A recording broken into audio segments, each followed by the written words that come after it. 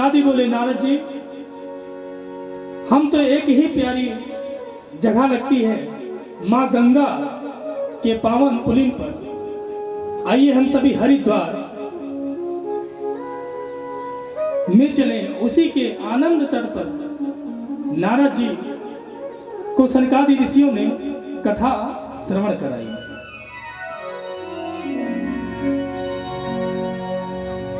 सनकादि कहते हैं, सदा से प्यार श्रीमद् भागवती कथा, यस्या श्रवण मात्रेण हरिश्चिंत समाश्रयत्। सनकादि ऋषि कहते हैं, भगवान की कथा सदैव श्रवण करने योग्य है। इसके श्रवण करने मात्र से ही ठाकुर जी चित्त में आकर के चिपक जाते हैं।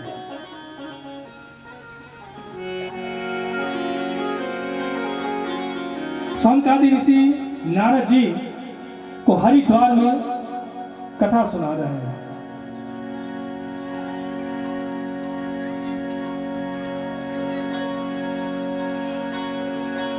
जैसे ही हरिद्वार में कथा हुई, ऐसा आकाश में कहता है कि इन अभागों को देखो।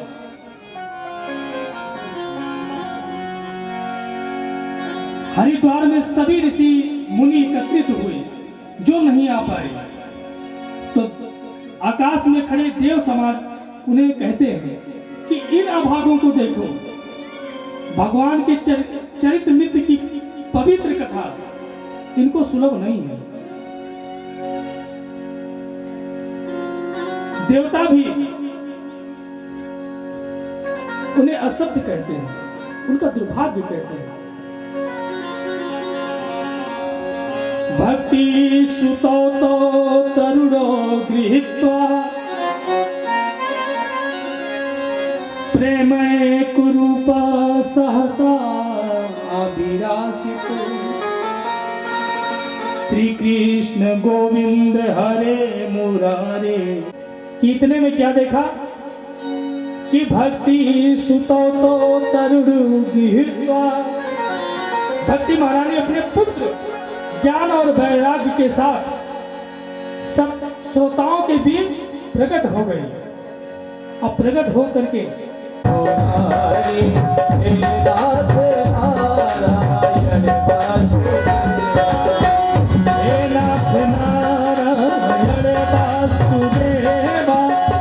लक्ष्मी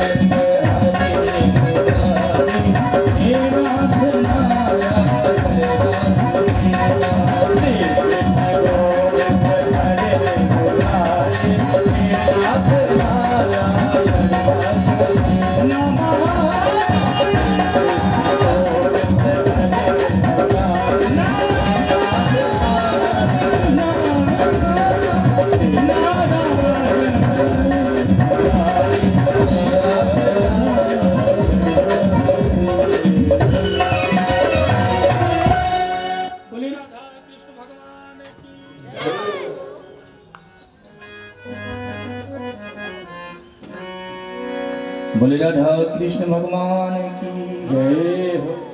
जब अपने पुत्रों के साथ भक्ति मैया सभी श्रोता समुदाय के बीच प्रकट हुई तो सभी ने कहा ये कहां से आ गई,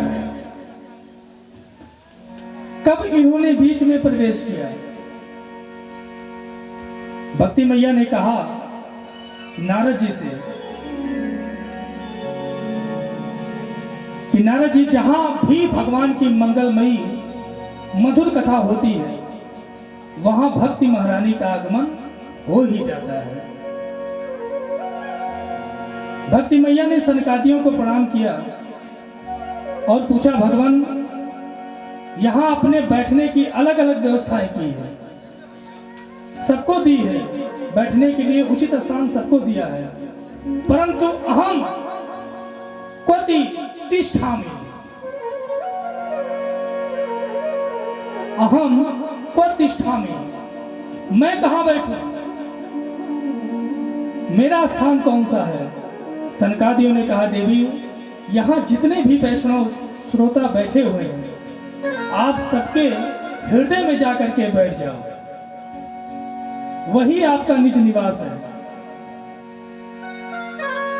और सभी श्रोताओं के बीच में सबके हृदय पटल पे जा करके भक्ति मैया विराजमान हो जाती हैं और ज्ञान वैराग श्रीमद् भागवत कथा को श्रवण करके नौ युवक हो जाते हैं, जवान हो जाते हैं। बोलिए भक्ति मैया की।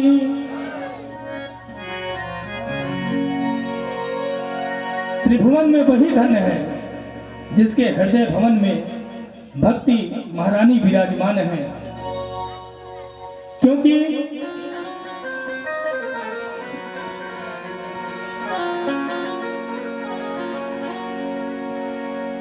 भक्ति को देखकर फिर अपना वैकुंठ त्याग कर उस भक्त के हृदय में जबरदस्ती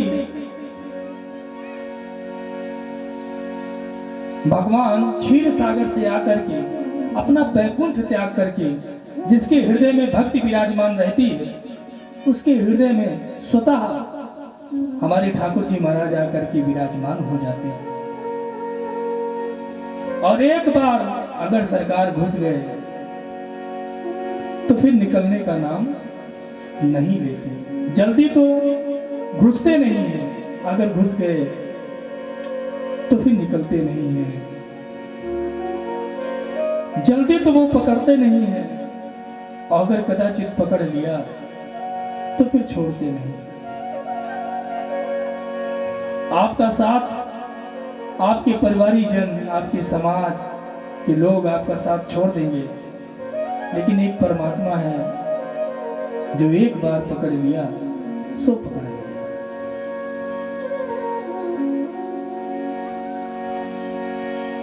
तो सूत जी कहते हैं ऋषियों,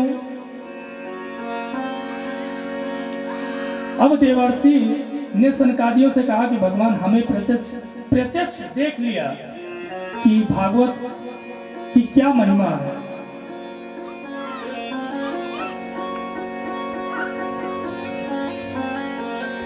अब मैं एक प्रश्न करना चाहता हूं। नारद जी फिर प्रश्न करते हैं कि श्रीमद् भागवत सुनने से केवल भक्ति ज्ञान वैराग्य ही पुष्ट होते हैं, अथवा पापियों के पापों का प्रक्षालन हो सकता है?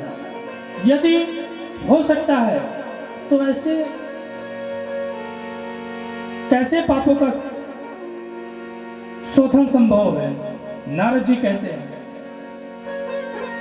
सनकादि कहते हैं, मुस्कुराते हुए बोले कि नारद,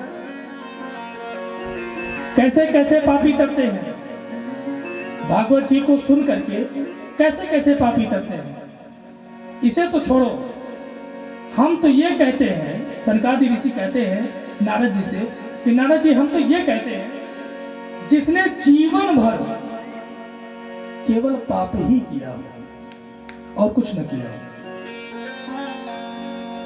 पूरे जीवन दूसरा कोई काम न किया हो, केवल पाप किया हो, अत्याचार किया हो, दुराचार किया हो, भ्रष्टाचार किया हो, पापाचार किया हो, ऐसा भी जीव अगर अपने आप को समर्पित कर दे भागवत जी में, सुन ले, तो ऐसे ही पापी का भगवान कल्याण कर देता है, उसे भी मोक्ष प्रदान कर देता है ये भागवत।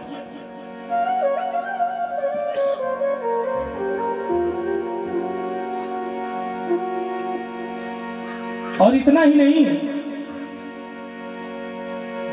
ऐसा महापापी कदाचित अगर जीवन में एक बार भी कथा ना सुन पाए और मरने के बाद कहीं भूत प्रेत की योनि में भी हो, फिर भी अगर ये भागवत सुन ले तो उसका भी मोक्ष सुनिश्चित है। हे मानवः पापकृतस्तु सर्वदा सदा दुराचारता विमार्गगा क्रोधाग्नि दग्धा कुटिलाश्च कामिना सप्तयज्ञेन कलो पुनन्ति ते। नारद जी बोले, वाह महाराज, गजब कर दिया। जीते जी की तो बात छोड़ो, मरने के बाद भी अगर कोई भागवत सुन लेता है तो वो तर जाता है। नारद जी ने सनकादियों से कहा, तो ना सनकादियों ने कहा कि हाँ हाँ नारद, भागवत में ऐसी सामर्थ्यता है। तो नारद जी ने कहा कि इसका कोई प्रमाण है? जैसे हम लोगों के पास भी तो होता है, कोई कुछ बताता है तो हम लोग भी यही कहते हैं कि भैया ये दवा बहुत अच्छी है। तो सबसे पहला प्रश्न यही होता है कि किसी ने प्रयोग किया, किसी को फायदा हुआ? तो वही नारद जी पूछते हैं कि इसका भी कोई इतिहास है? ऐसा भी कोई है था कि जो पापाचारी था, दुराचारी था, भ्रष्टाचारी था और मरने के बाद प्रेत बना, इसके बाद कथा सुनी और उसका मोक्ष हो गया? तब सनकादि ऋषि कहते हैं, अत्र ते कृत शिष्या इतिहासं पुरातनम् यस्य श्रवण मात्रेण पापहानि प्रजापते पापहानि प्रजायते। ऋषियों, ध्यान से सुनो।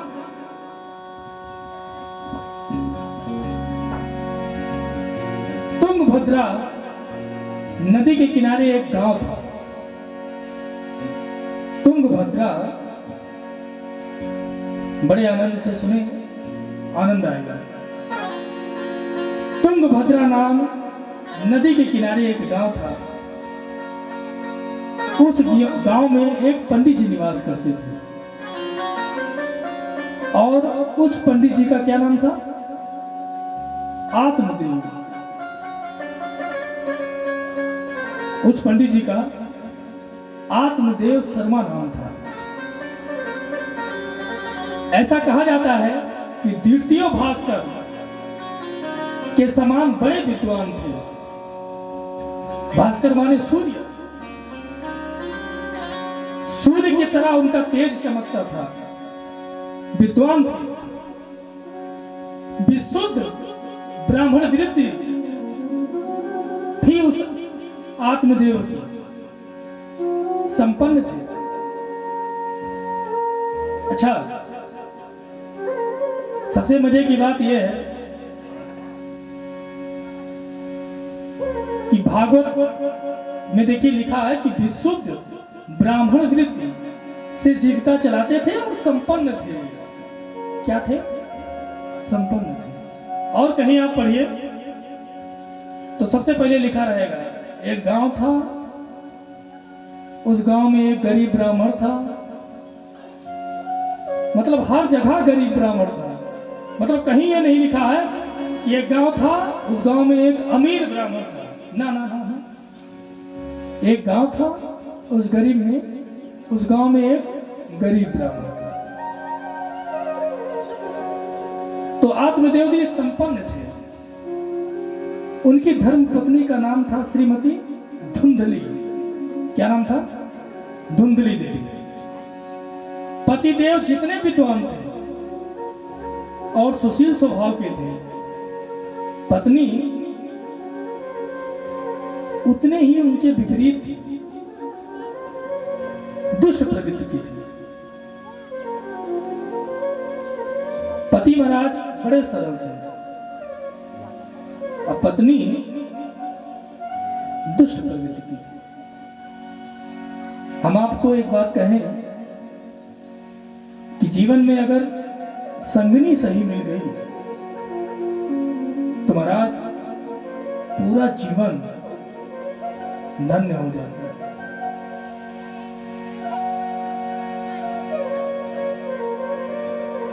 तो उनकी जो पत्नी थी वो ठीक उनके विपरीत थी। ऐसा ना सोचिए कि केवल पत्नी के ही बारे में बताया जा रहा है। भागवत में ऐसा वर्णन है।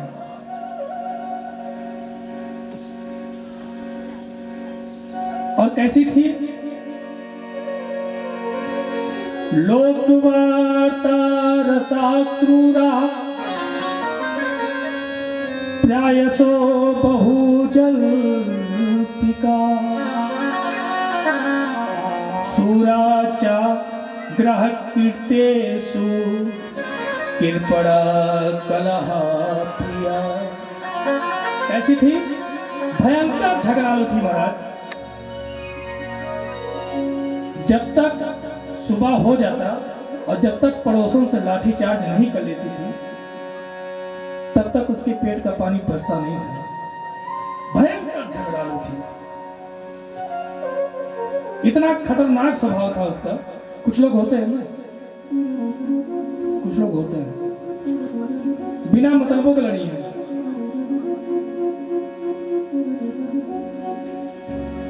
इधर उधर चुगली करना ये नित्य का काम था उसका। आपस में लोगों को लड़वा देना, झगड़ा करवा देना। विचित्र स्वभाव था महाराज उसका। पर ब्राह्मण इतने सीधे सरल थे कि उसमें अपना निर्वाह कर रहे थे, जीवन व्यतीत नहीं कर रहे थे। क्या कर रहे थे? अपनी संगिनी के साथ जीवन व्यतीत नहीं कर रहे थे, निर्वाह कर रहे थे। क्या कर रहे थे? निर्वाह कर रहे थे।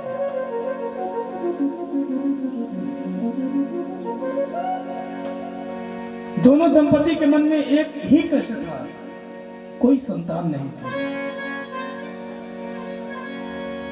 ब्राह्मण मन से ही बहुत दुखी थे। एक दिन इतनी पीड़ा हुई इस बात को लेकर के कि गृहं त्यक्त्वा वनं गतः, वन को चले गए, सब कुछ त्याग करके। वह ब्राह्मण घर छोड़ करके चला गया और एक वृक्ष के नीचे बैठा बैठा आंसू बहाने लगा।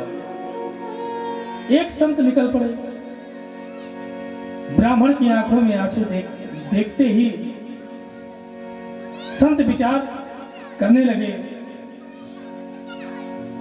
कि निश्चित ये व्यक्ति प्रभु के लिए रो रहा है। संत बड़े ध्यान से सुनिए, आनंद आएगा। संत सोचने लगे, विचार करने लगे कि अवश्य ही ये व्यक्ति भगवान के लिए रो रहा है। किसके लिए रो रहा है? भगवान के। लेकिन जब पास गए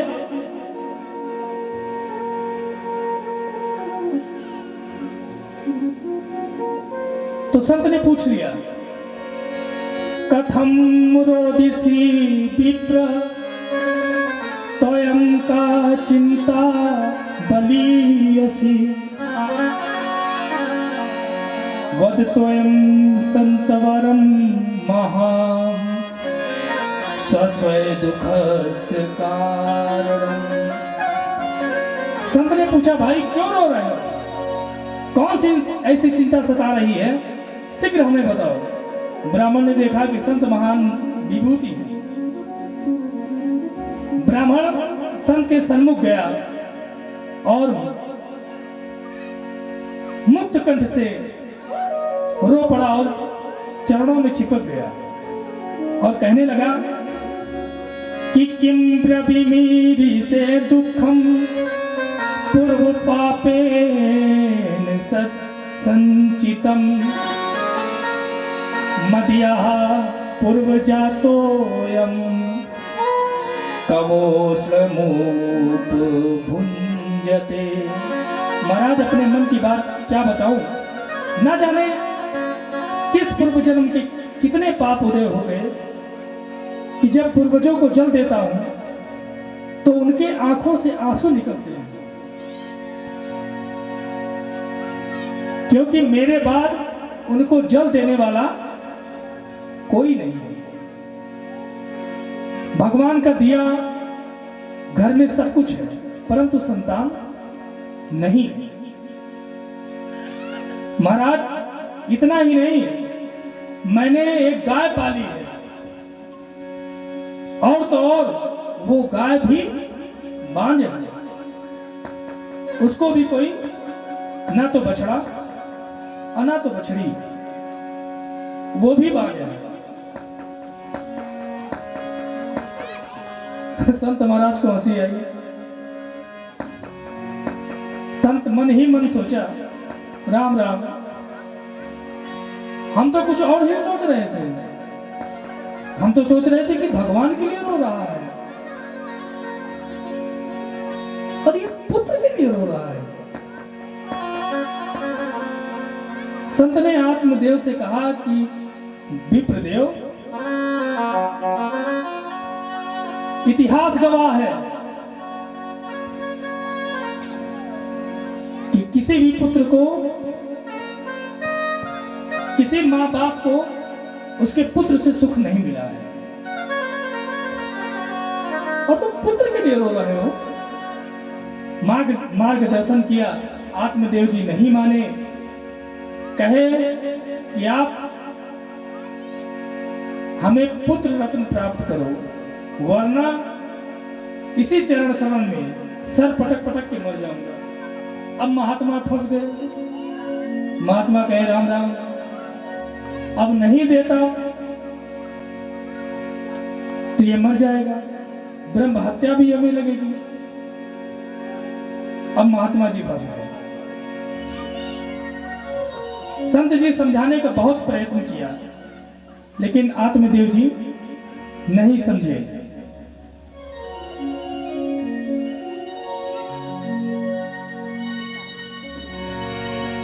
तो संत जी ने एक फल दिया कि ले जाओ और अपनी पत्नी को खिला देना,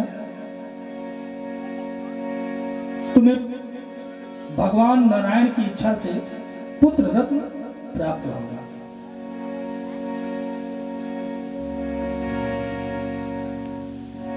आत्मदेव जी बहुत खुश हुए, घर आए।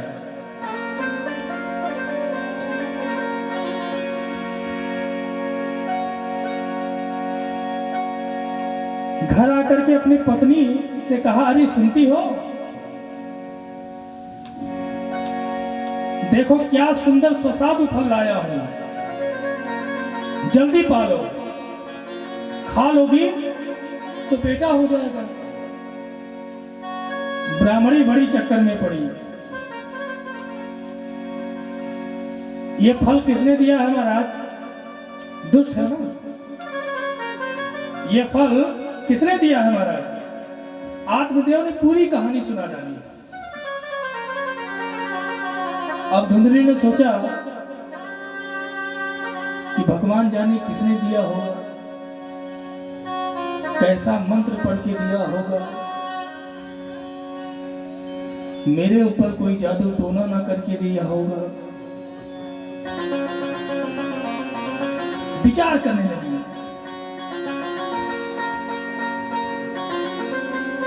ऐसे ही इनकी तरह आंख मूंद कर हम विश्वास इस फल पे नहीं करूंगी। पंडित जी से फल ले लिया, पर अब ब्राह्मणी बोली, महाराज आप अपना काम करो, हम फल खा लेंगे। ब्राह्मण को समझा बुझा करके धुंधली देवी ने भेज दिया कि हम फल खा लेंगे। अब धुंधली देवी फल लेकर के बैठी है, खाऊं कि ना खाऊं, खाऊं कि ना खाऊं। इतने में पड़ोसन आ गई। पड़ोसन से धुंधली देवी ने पूरी बात बताई कि मेरे पंडित जी ने फल ला करके दिया है और बोला है कि खा लो तो पुत्र की प्राप्ति होगी। पड़ोसन बोली कि खा लो देवी, तुम बड़ी भाग्यशाली हो कि संत के हाथ का तुम्हें प्रसाद मिला है, खा लो, निश्चित ही पुत्र होगा। लेकिन धुंधली उसे भी समझा दी। पड़ोसन ने हार मान के कहा कि खाओ या ना खाओ, वो भी चली गई। अब धुंधली देवी सोचने लगी कि अगर मैं खा लेती हूं तो क्या होगा। फल भक्षेण गर्भा स्याद गर्भैरोदर विद्धिता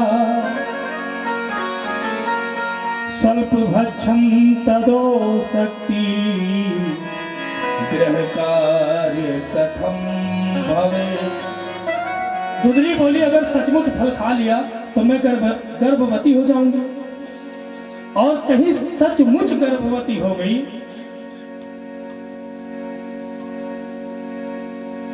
तो मेरा पेट बढ़ जाएगा। धुंधली देवी विचार करने लगी कि सचमुच अगर गर्भवती हो गई तो मेरा पेट बढ़ जाएगा, और जब मेरा पेट बढ़ जाएगा तो मेरा भोजन कम हो जाएगा, और जब मेरा भोजन कम हो जाएगा तो मैं कमजोर हो जाऊंगा। धुंधली सोच रही है कि मैं कमजोर हो जाऊंगी, और यदि मैं कमजोर हो गई तो मेरे घर का काम कौन करेगा। अभी फल खाई नहीं है, क्या सोच रही है।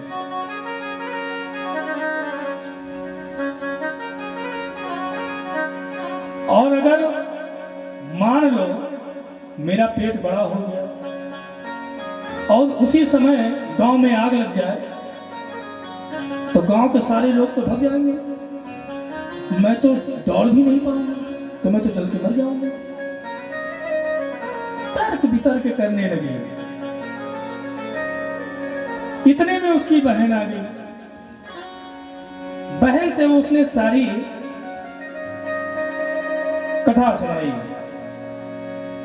तो बहन ने कहा कि अच्छा, बहन गरीब थी, इसके यहां धन था तो कोई खाने वाला नहीं था, और उसके यहां, उसके बहन के यहां धन नहीं था तो खाने वाले लोग थे। तो बहन ने सोचा कि ऐसा कर धुंधली बहन, मेरे पेट में बच्चा है, मेरा बच्चा जब होगा तो मैं तुमको दे दूंगी और तुम उसके बदले में, तुम्हारे यहाँ धन है, मुझे कुछ धन दे देना। और अगर इस फल को देखना चाहो, इसका प्रशिक्षण लेना चाहो, तो गाय खूंटा पे बंधी है, वो भी बांझ है, उसको खिला दो। अगर संत सही का होगा तो गाय भी बछड़ा या बछड़ी को जन्म देगा। धुंधली ने स्वतः वैसा ही किया। फल को किसको खिला दिया? गाय को। और अपने पेट में कपड़ा बांध करके नाटक करने लगी। धुंधली नाटक करने लगी। आत्मदेव पति तो सीधे ही थे, पतिदेव को समझाने लगी। 4 महीने हो गए हैं, 6 महीने हो गए हैं, 8 महीने हो गए हैं, महाराज अब तो तैयारी करो,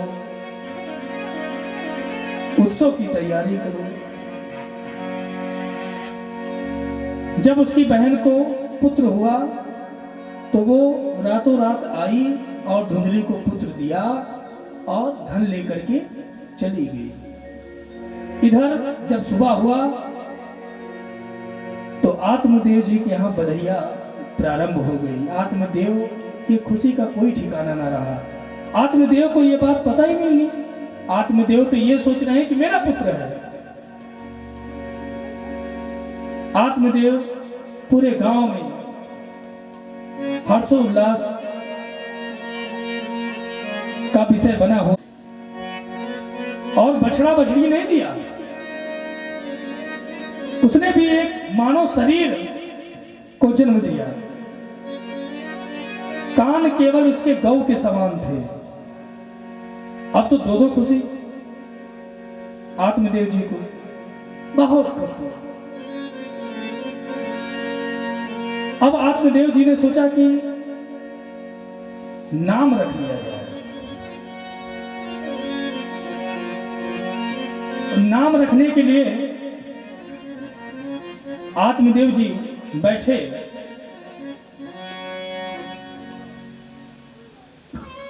तो जैसे ही नाम रखना चाहा कि मेरा नाम आत्मदेव है और मैं अपने पुत्र का नाम परमात्मा देव रखूंगा, वैसे धुंधली आ गई और कहा कि 9 महीने तो मैंने पेट में रखा, मैंने गर्भ में रखा और नाम रखने के लिए तुम आया हो। मेरा नाम धुंधली है तो मेरे पुत्र का नाम क्या होगा? धुंधकारी। और जो वो गाय से पुत्र उत्पन्न था उसका नाम आत्मदेव जी ने क्या रखा? गौकर्ण। गौकर्ण पंडितो ज्ञानी धुंधकारी महाखला। गोकर्ण जी तो गुरु अगर कोई होती है या होता है तो माता पिता होते हैं। अच्छा, माताओं को यह सदैव डर रहता है अगर चंदन लगाने लगे ज्यादा तो माताओं को डर रहता है कि माँ बेटवा को बाबा ना हो जाए, चोर बन जाए चले लेकिन बाबा ना बने, गुंडा बन जाए चल जाए बाबा ना बने। अच्छा, विचारणीय बात है। अब कोई भी ब्राह्मण अपने पुत्र को वेद नहीं पढ़ाना चाहता,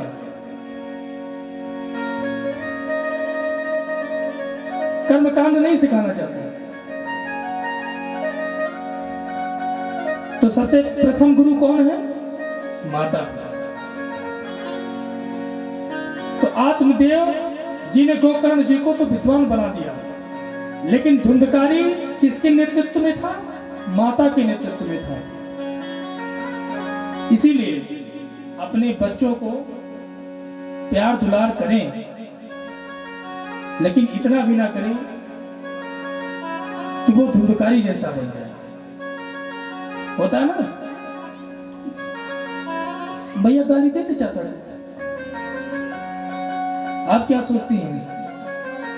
वो चाचा को गाली दे रहा है तो आपको नहीं देगा? एक दिन आएगा वो आपको भी गाली देगा और उस पे आप कुछ बोलेंगे तो मारी जाएंगे।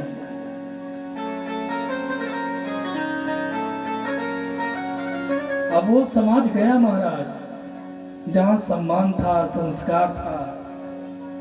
आज तक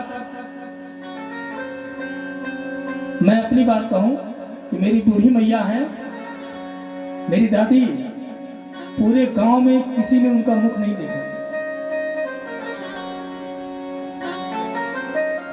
और वही मैं अपने घर, मैं अपनी माँ की बात करूं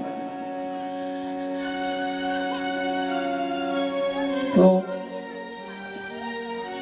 अब जो नौ युवक का विवाह हो रहा है,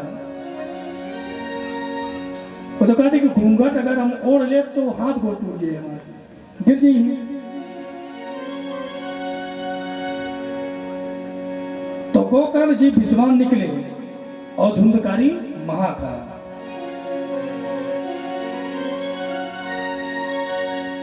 अच्छा, पंडित किसे कहते हैं?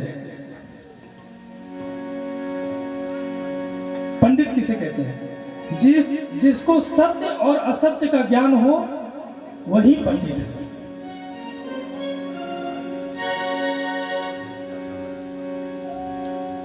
अब धुंधकारी बेविचार करने लगा, घर का बर्तन बेचने लगा, जब जमीन बेचने लगा और 5 वेश्याओं में फंस गया। अब आत्मदेव जी धुंधकारी से परेशान हो गए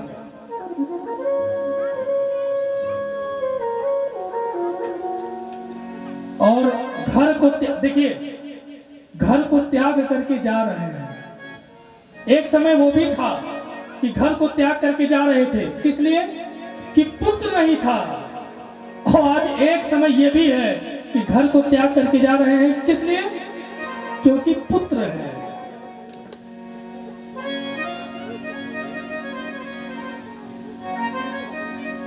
त्याग करके आत्मदेव जी वन को चले गए। रास्ते में गोकर्ण जी मिले।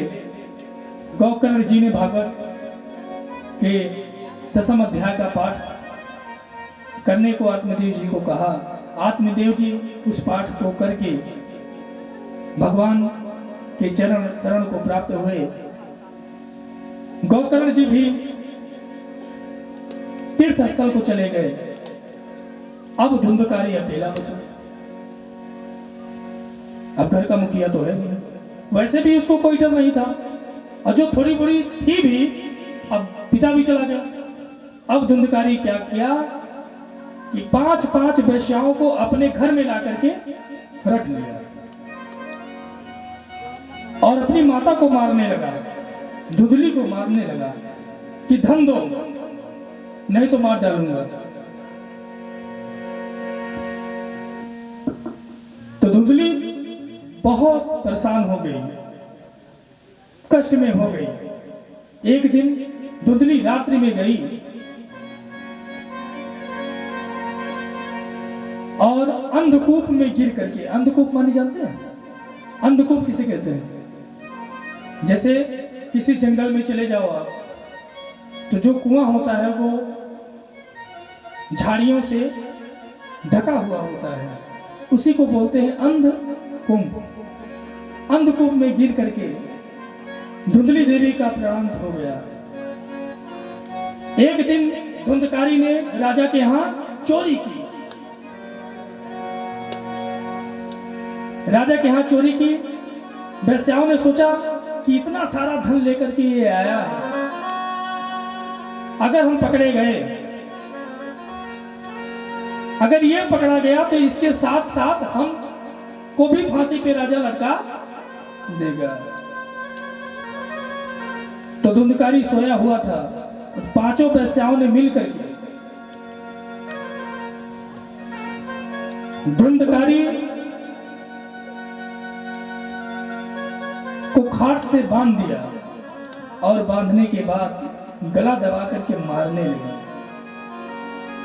लेकिन जो पापी व्यक्ति होता है वो जल्दी मरता नहीं है, उसका प्राण जल्दी नहीं निकलता। एक वेश्या गई और जलते हुए अंगार को लाई और धुंधकारी के मुख में डाल दिया। धुंधकारी तड़प तड़प के मर गया। ये बात गोकर्ण जी को पता चली कि धुंधकारी भैया इस संसार में नहीं है। बड़े ध्यान से सुनिएगा, बड़ा आनंद आएगा। गोकर्ण जी ने पिंडदान किया। किसका किया?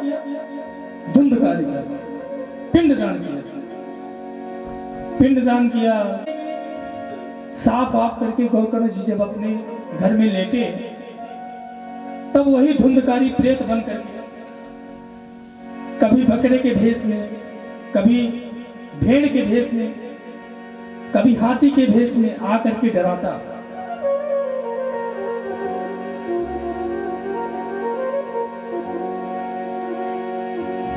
गोकर्ण जी ने कहा कि तुम कौन हो, सामने आओ। तो उसने कहा कि मैं नहीं आ सकता। तो गोकर्ण जी ने अपने कमंडल से जल निकाला और जल निकाल करके छिड़का और वो कहने लगा, अहम भ्राता त्वदीयो अस्मि धुंधकारीति नामतः स्वकीयेनैव दोषेण ब्रह्मत्वेन नासिता मया। हे भैया, मैं आपका भाई धुंधकारी हूं। अहम भ्राता त्वदीयो अस्मि धुंधकारीति नामतः, मैं आपका भाई धुंधकारी हूं।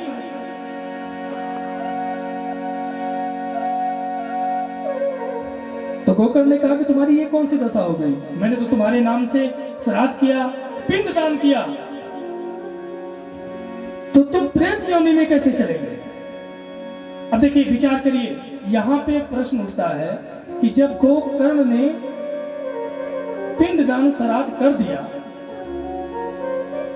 गया में जाकर के, तो गोकर्ण की आत्मा को शांति क्यों नहीं मिली?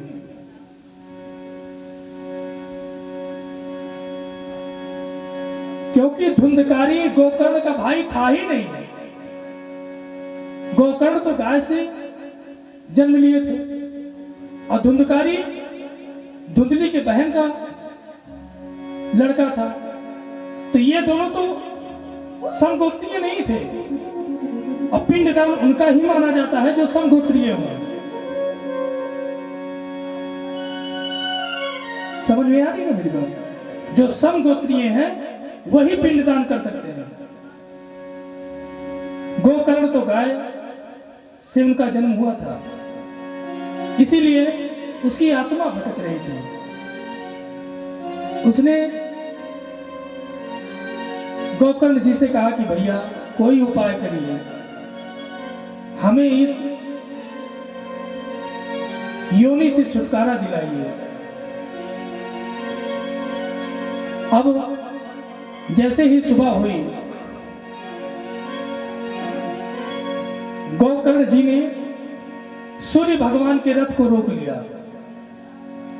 और कहा कि आप हमें बताएं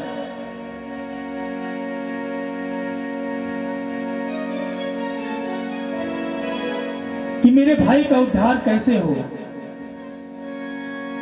प्रार्थना सुनते ही सूर्य भगवान ने दिव्य वाणी से आश्वासन दिया, श्रीमद् भागवती मुक्ति सप्ताहवाचनम कुरु। श्रीमद् भागवत की कथा इसे सुनाओ। सप्ताह वाचनम कुरु। गोकर्ण जी ने पूरे गांव वालों को इकट्ठा किया। इकट्ठा करके सबको सारी बात बताई गई। गोकर्ण जी स्वतः व्यासपीठ पर विराजमान हुए। अब जब पहले दिन की कथा हुई तो जो धुंधकारी था वो आकर के बैठता तो, लेकिन हवा के झोंकों से वो उड़ जाता। तो उसने फिर कहा कि भैया हम तो कथा सुन ही नहीं पाएंगे, हम तो ठहर ही नहीं पा रहे हैं। तब गोकर्ण जी ने सप्तगांठ, ये देखिए जो सप्तगांठ का बांस है, इसी में आकर के धुंधकारी को निवास दिया कि तुम इसी में बैठ जाओ। इसी में बैठ करके धुंधकारी ने 7 दिन की कथा सुनी। पहले दिन जैसे ही कथा सुनी, पहली गांठ चटक गई, दूसरे दिन की दूसरी गांठ, इसी तरह 7 दिन कथा सुन करके 7 गांठ चटक गई और दिव्य रूप में धुंधकारी प्रकट हुआ।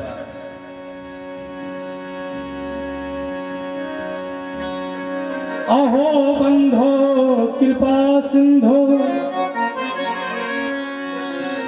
भ्रातस्मर्षुमोचय।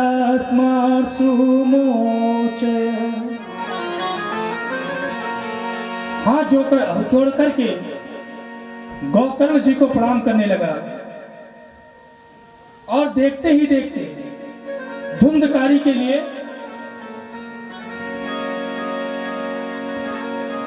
विमान आए।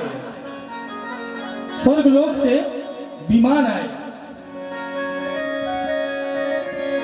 दिव्य रूप धरो जाता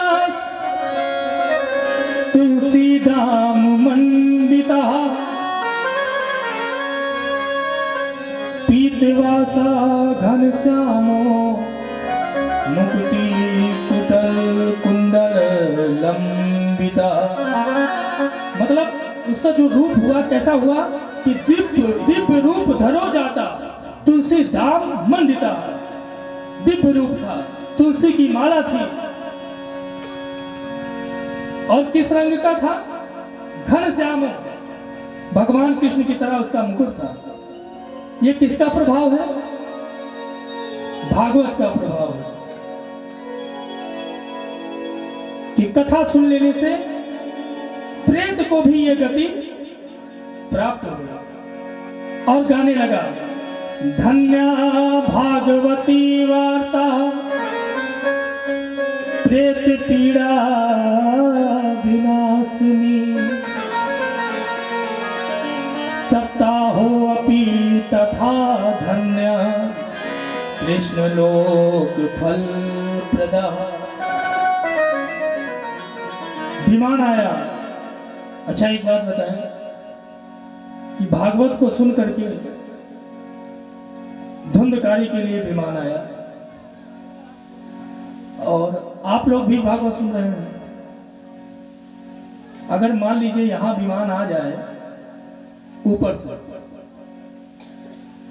तो कौन कौन जाना चाहेगा? जैसे विमान प्रकट हो जाए और कहे चलो, के जाए?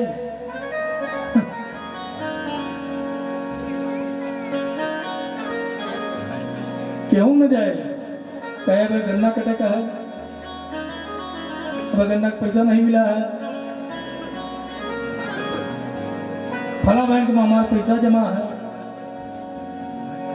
एक हाथ बस, बहुत ही जल्दी हम अपने वाणी को विराम देंगे।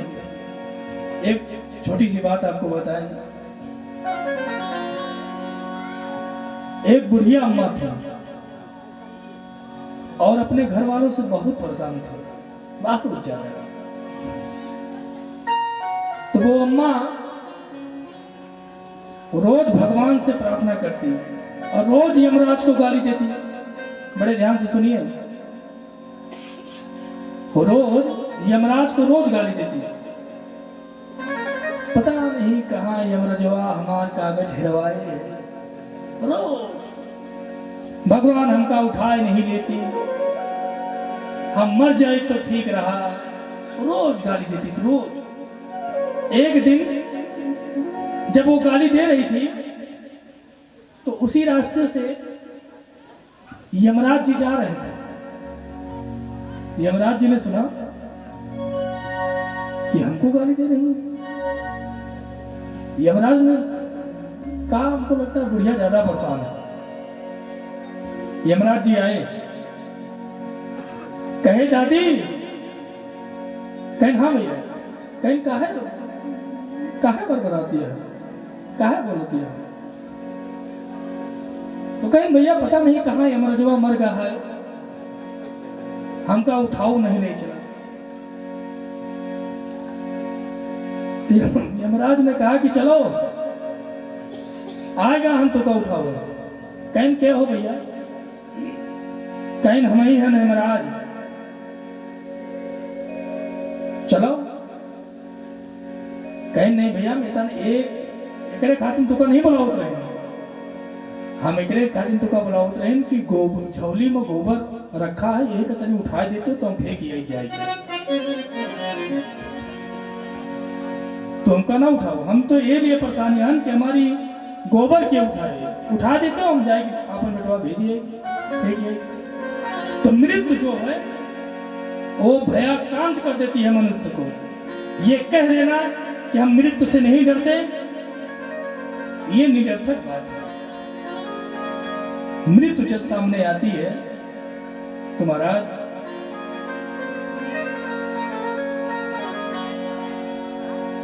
पसीना छूट जाता है। तो धुंधकारी विमान पे चढ़े और भगवान के निज निवास को गए। अब सारे श्रोता खड़े हो गए और खड़े होकर के कहने लगे कि क्या केवल धुंधकारी के लिए ही विमान क्यों आया? कथा तो हम लोगों ने भी सुनी, हमारे लिए विमान क्यों नहीं आया? तब देवगणों ने कहा कि जिस मनन से धुंधकारी ने कथा सुनी है, आप लोगों ने कथा नहीं सुनी। धुंधकारी ने कथा सुनी, उसका मनन किया, चिंतन किया, इसीलिए विमान आया। फिर से सभी गांव वालों ने गोकर्ण से कहा कि महाराज हमें फिर से कथा सुननी है। फिर से दोबारा भागवत की कथा हुई और इस बार सभी ने बड़े मन से भागवत की कथा को सुनी और सबके लिए विमान आया। सबके लिए विमान आया और सभी उसी विमान पे विराजमान होकर के भगवान के निज निवास पे को पधारे। जैसे जब राम जी अयोध्या से गमन कर रहे थे, अपनी लीला को विश्राम दे करके जब गमन कर रहे थे, तो सारे अयोध्यावासी उनके साथ भगवान के चरण शरण धाम में पधारे। उसी तरह गोकर्ण के साथ सभी गांव वाले भगवान के धाम पधारे। बोलिए सच्चिदानंद भगवान की जय, सीताराम जी महाराज की जय हो।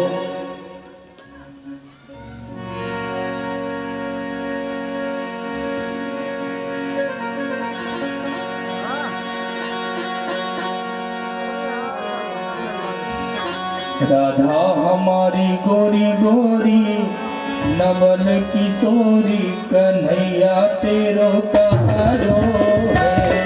श्री राधा हमारी गोरी गोरी नवल किशोरी, कन्हैया तेरो कहारो है।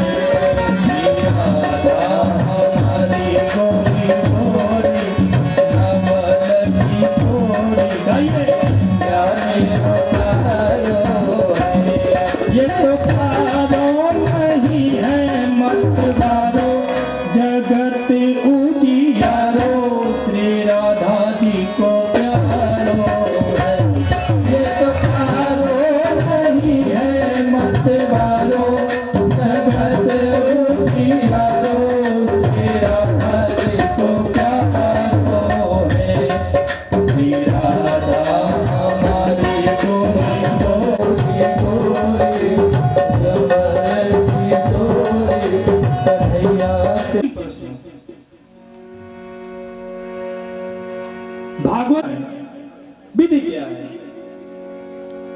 करवाने में खर्चा कितना आएगा। सनकादिकों ने सबसे पहले यह नियम बताया कि प्रायः लोग यही पूछते हैं कि महाराज कथा करवाने का मन तो बहुत है, पर इसमें खर्चा कितना आएगा। तो वही खर्चा सनकादि ऋषि बता रहे हैं। विवाहे आदृशं वित्तं तादृशं परिकल्पये। जैसे हम बेटी के विवाह में तैयारी धूमधाम से अपनी सामर्थ्य अनुसार करते हैं। कोई अपनी बेटी के ब्याह में 20 लाख खर्चा करता है, और कोई 5 लाख, और कोई 2 ही लाख में ब्याह कर लेता है। तो वही सनकादि ऋषि कहते हैं कि वैसे भागवत ही है। जैसे हम अपनी पुत्री के विवाह में खर्चा करते हैं, वैसे ही भागवत में हमें खर्चा करना चाहिए। कैसे? सामर्थ्य अनुसार, जो आपके पास सामर्थ्य हो। अब ये नहीं कि 500 का सामर्थ्य हो और आप 5 रुपया खर्चा करें।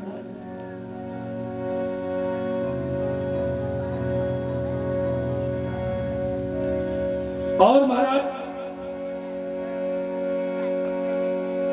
कथा सुननी है निष्काम भाव से, कोई कामना ना हो, तब महाराज जब मन में आवे तब कथा सुन लो। सुंदर व्यासपीठ का निर्माण करो, किसी वैष्णव साधु पुरुष को ही व्यासपीठ पर विराजमान करो। और कैसा हो? विरक्तो वैष्णवो विप्रो। व्यास कैसा हो? सनकादि जी कहते हैं विरक्तो वैष्णवो विप्रो वेद शास्त्र विशुद्धीकृत दृष्टांत कुशलो धीरो वक्ता कार्यो तनिस्पृह।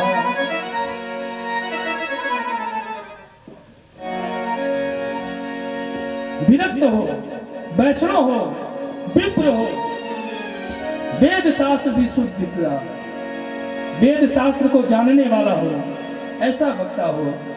कम से कम 5 ब्राह्मणों का वर्णन करो जो 12 अक्षर मंत्र का जप करें, ओम नमो भगवते वासुदेवाय, ताकि आपकी कथा में कोई बाधा ना आवे। लब्धाहार सुखावाहार,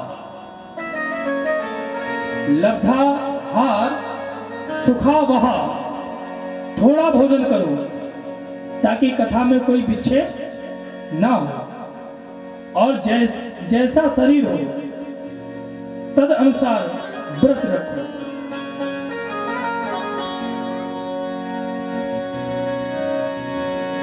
भोजनम तु वरम मन्ये कथा श्रवण कारकम नोपवासो वरः प्रोक्ता कथा विघ्न करो।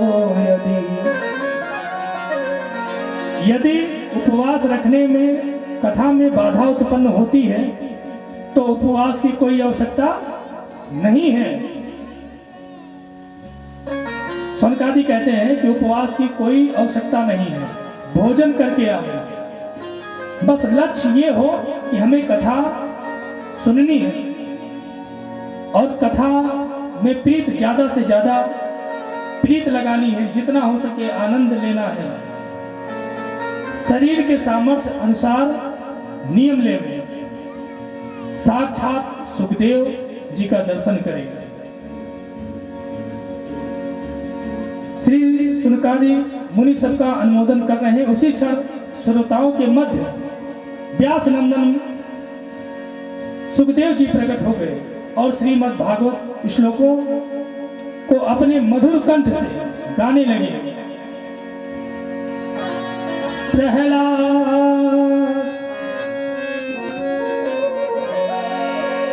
प्रहलाद स्थालधारी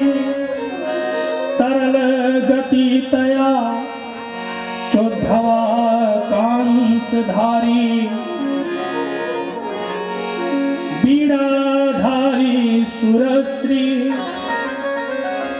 स्वरकुशलतया राग करता जुनर्म भूत।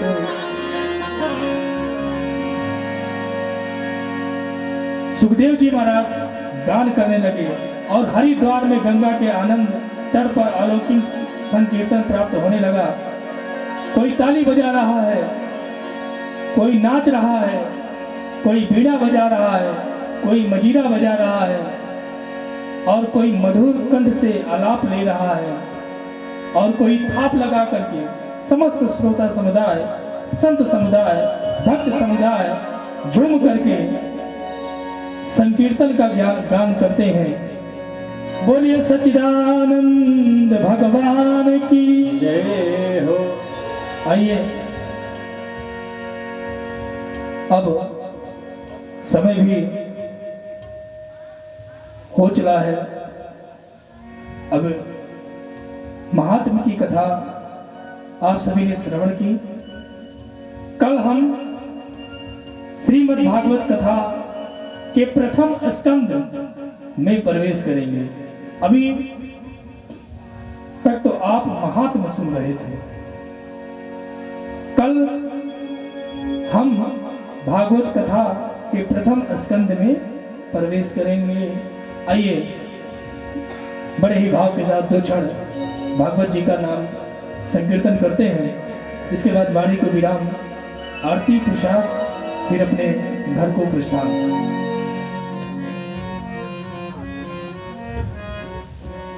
संतन के संग लाग रे तेरी अच्छी बनेगी। संतन के आइए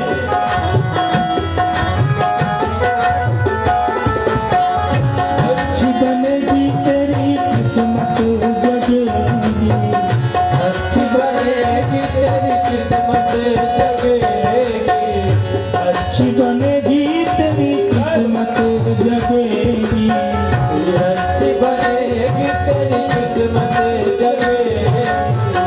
कोई तेरो बड़े भाग रे तेरी अच्छी बनेगी, कोई तेरो बड़े भाग रे तेरी अच्छी बनेगी। हरि बोल।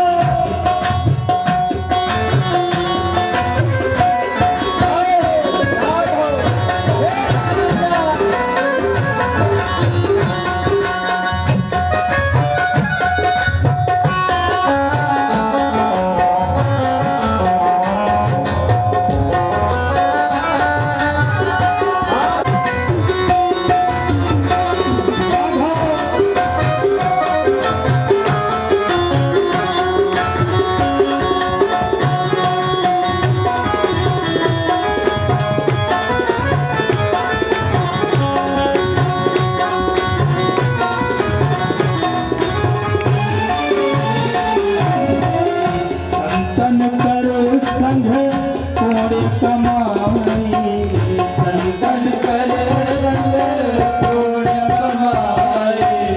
संतन कर संग तोड़े कमाई, संतन कर तोड़ कमाए।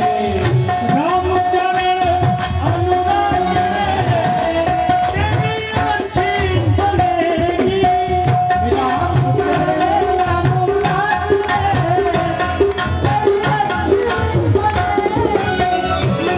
संतन के सब लाग रे तेरी अच्छी बनेगी, संतन के सब लाग रे तेरी अच्छी बनेगी, संतन के सब लाग रे तेरी अच्छी बनेगी, संतन के सब लाग रे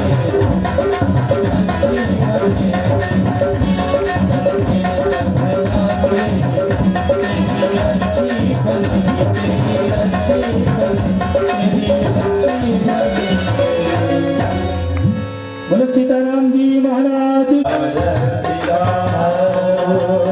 श्री कृष्ण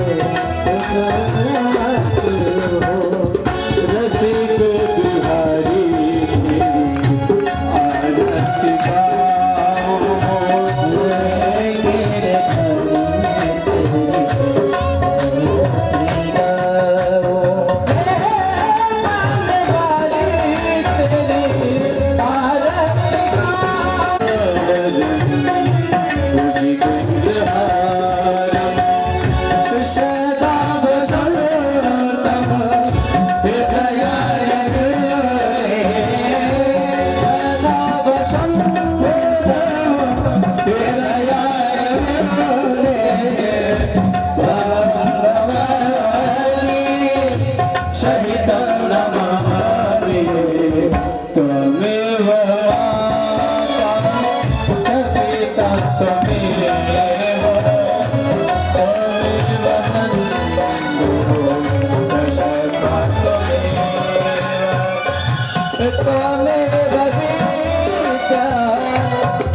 रुद्रः प्रचोदयात् हरि ओं नन्दनन्दनाय विद्महे वासुदेवाय धीमहि तन्नो कृष्णः प्रचोदयात् सेवन्ति कावकुलचम्पकपाटलाब्जै पुण्णाङ्गजातकरवीररसालपुष्पै बिल्वप्रवालतुलसीदलमञ्जरीभिः त्वां पूजयामि जगदीश्वर मे प्रसीद पापोऽहं पापकर्माहं पापात्मा पापसम्भवः त्राहि माम्।